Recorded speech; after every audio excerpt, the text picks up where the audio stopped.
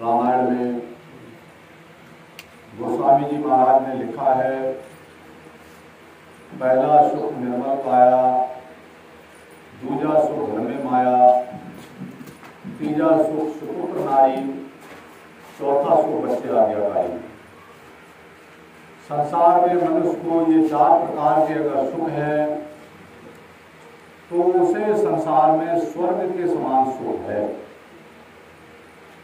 और पहला सुख निर्मल पाया, शरीर हमारा स्वस्थ हो, शरीर हमारा निरोगी हो, तो ये कैसे हो? संसार में सबसे बड़ा सुख शरीर करके है। अगर हमारा शरीर स्वस्थ है, हमारा शरीर निरोगी है, तो संसार में हम सुखी हैं। लेकिन सदियों से परमात्मा की भक्ति और शरीर को स्वस्थ रखने के लिए जो ऋषि मुनियों ने फार्मूले अपनाए, जो हमने संस्कृति विधि जीवन जिया, वो आज नहीं है। कबीर साहब ने अपने समय में एक वैद्य जी रखे थे, और वो इसलिए रखे थे कि किसी को कोई कष्ट हो, कोई परेशानी हो, तो वो वैद्य जी से बात कर ले, अपना इलाज करवा ले। वैद्य जी बैठे बैठे देखा करते थे, कोई रोगी उन्हें मिलता ही नहीं था इलाज करवाने के लिए। सारे लोग स्वस्थ थे, सारे लोग निरोगी थे। और आज हम देखते हैं भैया जी महाराज के पास में अगर 100 लोग मिलने जाते हैं तो 90 लोग ऐसे होते हैं जो अपने शारीरिक कष्टों की बात करते हैं, शारीरिक दुखों की बात करते हैं। उनके शरीर में कहीं ना कहीं परेशानी है, कोई भी दिक्कत है। ये इतनी बड़ी समस्या एक साथ कैसे पैदा हो गई? इतना ज्यादा शरीर बीमार कैसे हो गया, रोगी कैसे हो गया? इसके लिए हम ही स्वयं जिम्मेवार हैं, कोई दूसरा नहीं है। हमारे ऋषियों ने, मुनियों ने अपनी खेती को विषमुक्त बनाया था। हमारे पूर्वज अपनी खेती को लिए गोबर की खाद से, गोमूत्र से खेती किया करते थे। लेकिन आज वो खेती क्यों नहीं है? क्योंकि हम गाय नहीं पाल पा रहे हैं। किसान गाय इसलिए नहीं पालता है, गाय घाटे का सौदा बन चुकी है। उसके मूल में कई कारण हैं। पहला कारण ये है कि अगर हम गाय पाल लें, किसान चाहता है गाय पालना, लेकिन वो चाहे हम गाय पाल लें तो दूध की बिक्री नहीं होती। दूधिया आता है, वो गाय का दूध नहीं लेता है क्योंकि उनका दूध सप्लाई नहीं होता है। क्यों सप्लाई नहीं होता है? हमारे समाज में भैंस का दूध पीने की परंपरा बन गई है, और भैंस का दूध सफेद होता है। सफेद दूध खतरनाक होता है, पीला दूध अच्छा होता है। गाय का दूध पीला होता है, आप इसका सेवन करें। गाय कैसे पलेगी? जो लोग गाय पाल सकते हैं वो गाय पालें, जो लोग गाय नहीं पाल सकते हैं वो गाय का दूध पिए। महात्मा गांधी के साथ में विनोबा जी रहा करते थे। उनका एक नियम था, वो दूध तभी पीते थे जब शाम के लिए उन्हें गाय का दूध मिले। अब हम सब भाई बहन अगर गाय का दूध पीने लग जाएं तो फिर जो दूधिया है, जो दूध लेते हैं, वो गाय का दूध लेंगे और हमारे घर को सप्लाई कर देंगे। तो हम गाय पालें, कैसे पालें? जो नहीं पाल रहे हैं वो गाय का दूध पीना शुरू करें। गाय की सप्लाई बढ़ेगी, किसान की आमदनी होगी, तो वो गाय पालना निश्चित रूप से शुरू कर देगा। दूसरी बात यह है, अगर हम गाय पालेंगे तो गाय का गोबर है, गाय का गोबर चंदन के समान बताया गया है। हमारे समाज में उसकी परंपरा है कि जहाँ गाय के गोबर से लीप दिया जाए, और आज भी देखते हैं जब किसी का मुक्ति होती है, अंतिम संस्कार होता है, गाय के गोबर से ही लीपा जाता है। क्यों लीपा जाता है? वो जगह पवित्र हो जाती है जहाँ गाय का गोबर चल जाता है, जहाँ गाय के गोबर से लीपा जाता है, वो जगह पवित्र हो जाती है। और इसी के लिए अगर हम खेती में डालेंगे तो हमारी खेती विषमुक्त हो जाएगी। हम आज खेतों में पॉइजन डाल रहे हैं, और इतना पॉइजन खेतों में पड़ रहा है, जो पॉइजन खेतों में पड़ रहा है, जो फसल में आ रहा है, वही हमारे शरीर में आ रहा है। हम उसी अन्न को खा रहे हैं ना। हम देख रहे हैं अपने जीवन में, पहले हमने ये देखा था कि अगर हमारे घर में तिलक चंदन का चावल बन रहा है, बराबर से निकलने वाला आदमी ये बात बताता था कि इसके घर में तिलक चंदन का चावल बन रहा है।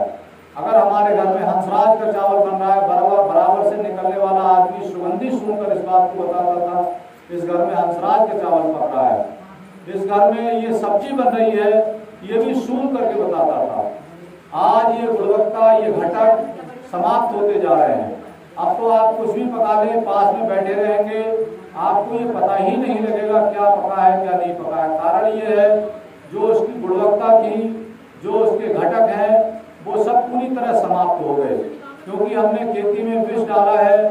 और वो विष जो हम पड़ी हुई खेती का जो अन्न खाते हैं, जो गुड़ खाते हैं, वो गुड़ नहीं बल्कि जो है गोबर बन गया। जो अन्न हम खाते हैं वो जहर बन गया और वही हमारे शरीर में विस्फोटक हो रहा है। आज हम देखते हैं इतने सारे हार्ट के पेशेंट मिलते हैं, क्योंकि हार्ट कमजोर हो रहा है, दिल कमजोर हो रहा है, पाचन खा रहे हैं। बहुत सारे पेशेंट पैरालाइज हो जाते हैं। क्यों हो जाते हैं? क्योंकि हम पाचन खा रहे हैं, इससे क्षमता नहीं होती हमारे शरीर में जो है डाइजेस्ट ठीक तरीके से भोजन हो सके। हमारी आंतें कमजोर हो जाती है, हमारा लीवर कमजोर हो जाता है। अब ये बहुत सारी समस्याएं जो खड़ी हुई है, इसका समाधान क्या है? गाय कैसे जो है किसान पाले, इसका समाधान क्या है? तो हम सरकारों से एक गुजारिश करते हैं, एक सरकारों से मांग करते हैं। और वो क्या मांग है कि सरकारें अगर किसान को कुछ देना चाहती हैं, अगर सरकारें किसान को कुछ बचाना चाहती हैं, क्योंकि आज बड़ी समस्या है। अगर हम देखें तो हमारी खेती बर्बाद हो रही है। बहुत सारे आवारा पशु हैं जो खेती को बर्बाद कर रहे हैं, पूरी तरह से नष्ट किए जा रहे हैं। ये खेती हमारी बचेगी कैसे?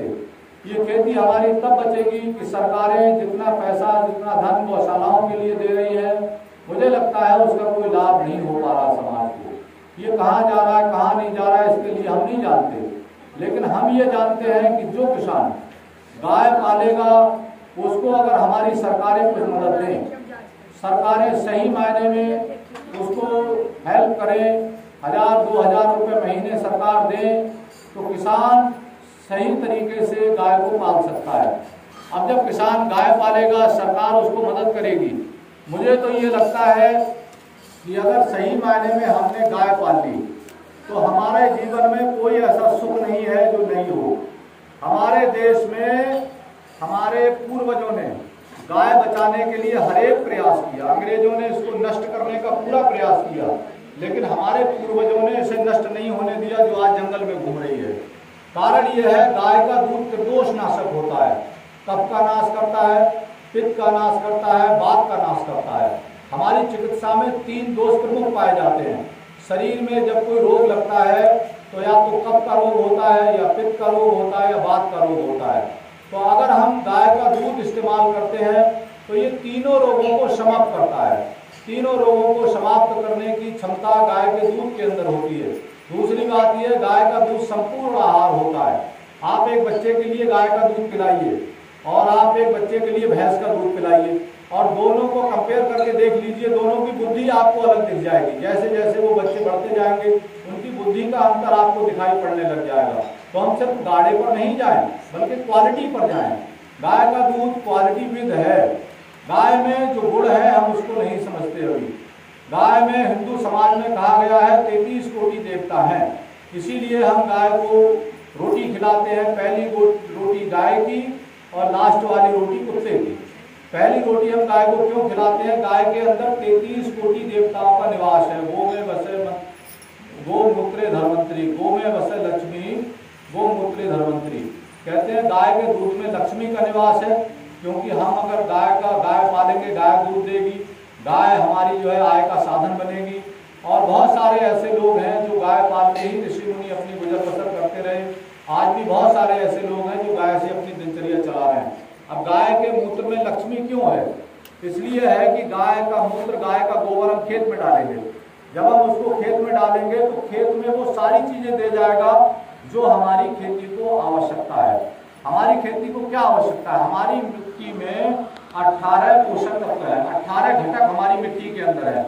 जिन घटकों से हमारा ये शरीर बना है, ये शरीर भी हमारा 18 घटकों से बना है। इसीलिए हम भोजन खाते हैं, हमारा शरीर पलता है, क्योंकि जिन घटकों की आवश्यकता होती है वो हमें मिट्टी, ये माता है। माता किसको कहते हैं? जो बच्चे की आवश्यकता की हर एक चीज को दे। तो ये पृथ्वी हमारी माँ समाज में क्यों कही जाती है कि हमें वो सारी चीजें देती है जिनकी हमारे जीवन में आवश्यकता होती है। मान लीजिए हमें कैल्शियम की आवश्यकता है तो हमें भोजन से मिलेगा, किसी भी फल के द्वारा, किसी भी अन्न के द्वारा हमें वो कैल्शियम मिलेगा। हमें सल्फर की आवश्यकता है तो वहीं से मिलेगा, आयरन की आवश्यकता है वहीं से मिलेगा, सिलिकॉन, कोबाल्ट, पिस्टम, यूरोन, बोरोन सब कुछ आपको मिलेगा, क्योंकि वो सब कुछ वहाँ पर मौजूद है। अर्थात जो हमें पृथ्वी से मिलता है, धरती माता से मिलता है, वो हमारे शरीर के लिए उपयुक्त है। और धरती माता की गुणवत्ता बढ़ाने के लिए, क्षमता बढ़ाने के लिए हम गाय का गोबर, गाय का मूत्र खेतों में डालें। क्यों डालें? जो ये 18 घटक ये सब जो है गोमूत्र में है, सभी घटक गाय के गोबर में है। जब हम उसको खेत में डालेंगे, हम सब भाई बहनों ने देखा होगा, मैंने भी देखा है, हमने फसल काटी है, हम किसान हैं, हमने फसल काटी है और ऐसी फसल काटी है जिस फसल में कोई कीटनाशक नहीं पड़ा है बिल्कुल, और उसको कोई रोग भी नहीं लगता है। ऐसे गेहूं काटे हैं, ऐसे धान काटे हैं, ऐसे जो है हमने गन्ना काटा है, ऐसी बहुत सारी फसलें हमने काटी हैं जिनमें कोई भी कीटनाशक नहीं पड़ा है। लेकिन आज क्या है, पर्याप्त मात्रा में खेत को गोबर नहीं मिल पा रहा है, खेत को गोमूत्र नहीं मिल पा रहा पर्याप्त मात्रा में, इसलिए खेती नहीं हो पा रही है। तो मेरा मतलब है कि अगर हम पर्याप्त मात्रा में गाय पाल सकें तो पहला नुकसान हमारा बचेगा कि गाय जो खेत खा रही है, जो परेशानी हो रही है, ये सब हमारी समाप्त हो जाएगी। सारे खेत, मेरा भी खेत जो है खा करके समाप्त गाय ने कर दिया। कई बार अभी हम घूमने गए थे, भाई कह रहे थे मेरा 1 एकड़ ये खेत खा करके आवारा पशुओं ने समाप्त कर दिया। पहली बात हमारी आमदनी ये बढ़ेगी कि आवारा पशु हमारा खेत नहीं खाएंगे। दूसरी आमदनी हमारी ये बढ़ जाएगी कि जब हमारी आय बढ़ जाएगी, दूध के द्वारा हमारी आय बढ़ जाएगी, तो हमारे बच्चे बाहर क्यों जाएंगे? रोजगार की दृष्टि से बहुत बड़ा है, बहुत ही अच्छा है। जो छोटे छोटे हैं किसान, हम लोग जो है 10-20 हज़ार की नौकरी करने के लिए अपने बच्चों को बाहर क्यों भेजेंगे? भाई किसान को कुछ हेल्प सरकार दे दे। अगर 10,000 रुपये भी हमने 5 गाय बांध ली, 5 गाय पाल ली, अगर 10,000 रुपये भी हमें सरकार देती है, हमारी हेल्प करती है, तो हमें पूरी तरह से उसका लाभ मिलेगा। हम अपने बच्चे को बाहर क्यों भेजेंगे कहीं नौकरी करने के लिए? वो घर पे रहेगा, उसे घर पे ही अपने रोजगार मिल जाएगा। तो इस तरीके से विश्वमुक्त खेती, समृद्ध किसान हो जाएगा, किसान शक्तिशाली हो जाएगा, अपने बच्चों को बाहर भेजना बंद कर देगा, और इस तरीके से एक बड़ा व्यापार, बड़ा रोजगार हमें मिल सकता है। इसके बाद बहुत सारे लाभ इसके होते हैं। हमारा जो गोबर है उससे हम गैस प्लांट भी छोटे छोटे बना सकते हैं, छोटे छोटे गैस प्लांट बना करके उससे हम और अपनी गैस जला सकते हैं। और वो गैस जो होती है वो मीथेन गैस होती है, जिसका दूषित कोई भी प्रभाव नहीं होता। और वो जो है जैसे हम कंडे से उपले से पकाते हैं, आज हम देखते हैं चूल्हे में उपले से जो रोटी पकाते हैं उसके अंदर क्वालिटी है, गैस से जो पकाते हैं उसके अंदर वो क्वालिटी नहीं है। इसलिए बहुत सारे लोग हैं जो उससे जो है उपले से पका करके खाते हैं, और अगर कच्ची हांडी में कुछ पका करके खा लें तो फिर तो क्वालिटी कोई कहना ही नहीं है, 100% क्वालिटी है उसमें।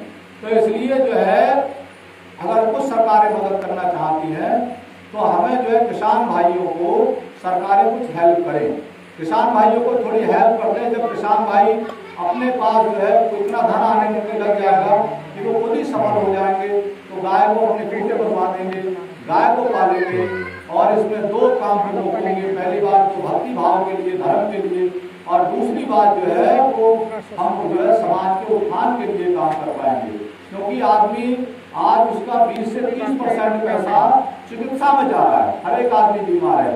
जब हम अपने खेतों में विषमुक्त खेती कर पाएंगे, उस अनाज को हम खाएंगे तो हम बीमार नहीं पड़ेंगे। जब बीमार नहीं पड़ेंगे तो हमारा 20 से 30% हमारा पैसा जो चिकित्सा में जा रहा है वो हमारा बचेगा। दूसरी बात है तो वो बचेगी। जब एक बीमार आदमी होता है वो कितना परेशान होता है, और एक आदमी जो घर में सही है वो भी उसके साथ में बीमार हो जाता है, क्योंकि बीमार आदमी जो है सुख नहीं भोग सकता संसार में किसी भी प्रकार का नहीं। आज बहुत सारा धन है लोगों के पास, लेकिन डॉक्टर ने बताया है कि उनको जो है रोटी नहीं खानी है, उनको ये जो है सूट कर ही नहीं सकती, तो वो बेचारे जो है नहीं खा सकते। किसी को कुछ रोग है वो नहीं खा सकता, किसी को कुछ रोग है वो नहीं खा सकता। तो बीमार आदमी संसार में कोई सुख नहीं भोग सकता है। तो हम सुखी तभी हो सकते हैं जब हम निरोगी हैं।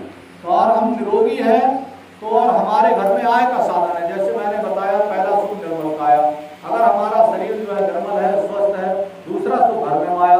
जब हम गाय पालेंगे तो हमारे घर में ये माया आएगी, गाय का दूध सप्लाई होगा, घर में हमारी खेती अच्छी होगी, तो हमारे घर में माया आ जाएगी, लक्ष्मी आ जाएगी। जब लक्ष्मी हमारे घर में आ जाएगी तो घर में जो है झगड़े होंगे ही क्यों? घर में झगड़े तभी तो होते हैं ना। थोड़ा देखिए, धन अगर थोड़ा कम पड़ जाए घर में झगड़े फैलने लग जाते हैं। धन अगर पर्याप्त हो कोई झगड़ा नहीं है। तो पहला सुख निर्मल काया, दूसरा सुख घर में माया। घर में माया होगी झगड़े अपने आप नहीं होंगे। तीसरा सुख सुपुत्र नारी, भाई घर में जो है पति पत्नी में बिगड़ेगा ही क्यों, बिगाड़ होगा ही क्यों? जब पर्याप्त धन है तो बिगाड़ हो ही नहीं सकता। चौथा सुख बच्चे आज्ञाकारी, बच्चे आज्ञाकारी अपने आप हो जाएंगे। वो जितने पैसे मांगेंगे आप निकाल करके दे सकते हो, क्योंकि क्षमता है आपके पास। बच्चे आज्ञाकारी अपने आप हो जाएंगे। सारे सुख आपके शरीर के सुख में समाये हुए हैं, और ये सुख हमारे पूर्वजों ने, हमारे ऋषि मुनियों ने गाय में बताए हैं। और ये बात अंग्रेज जानते थे, वो उन्होंने प्रयास किया गाय को नष्ट करने का, ताकि हिंदुस्तान बर्बाद हो। लेकिन हमारे पूर्वजों ने इसे नहीं छोड़ा, और हम सही तरीके से आज इसका संरक्षण संवर्धन नहीं कर पा रहे हैं। इसीलिए हम अपने समाज को सही, सुखी और निरोगी नहीं देख पा रहे हैं। हमारी संस्कृति कहती है सर्वे भवन्तु सुखिनः सर्वे सन्तु निरामया, कि सभी सुखी रहें, सभी निरोगी रहें, सबके चेहरे प्रसन्नता से खिले रहें। तो हमारी जो मूल संस्कृति है इसको हम सही मायने में सुखी तरीके से भोग पाएंगे और जी पाएंगे, जो मनुष्य जीवन का लाभ है। अब ये तो एक भौतिक सुख है, हमें संसार में इस प्रकार से भौतिक सुख भोग सकते हैं। दूसरा है आध्यात्मिक सुख। आध्यात्मिक सुख क्या है? हमारे हुजूर